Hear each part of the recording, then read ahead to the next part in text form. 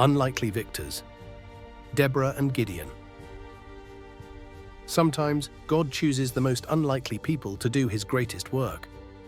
In this lesson, we'll see how God used a woman named Deborah and a hesitant man named Gideon to bring victory to Israel, proving once again that God's power is made perfect in weakness. Deborah, the prophetess judge. In a time when Israel was oppressed by King Gideon of Canaan, God raised up a woman, Deborah. She wasn't a warrior or a general, she was a prophetess and judge. She listened to God's voice when others couldn't, and she gave direction to the people of Israel. God told Deborah that Barak should lead Israel's army against Jabin's powerful commander, Sisera. But Barak hesitated. He said, "I'll go only if you go with me."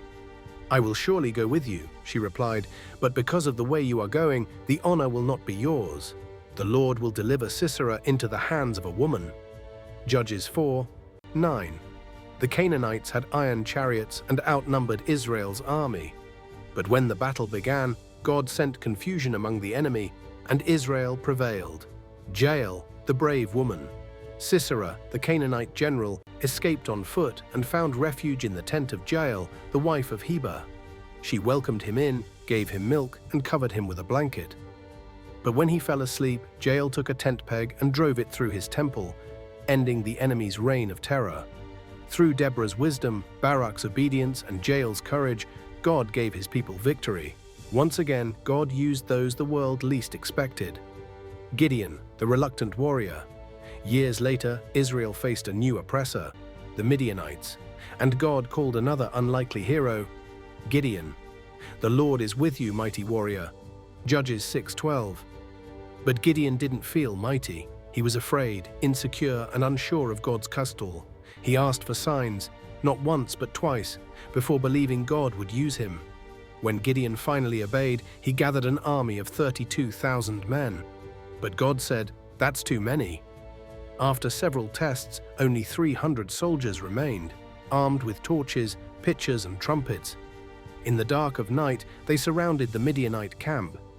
At Gideon's signal, they blew their trumpets, broke their jars, and shouted, "A sword for the Lord and for Gideon."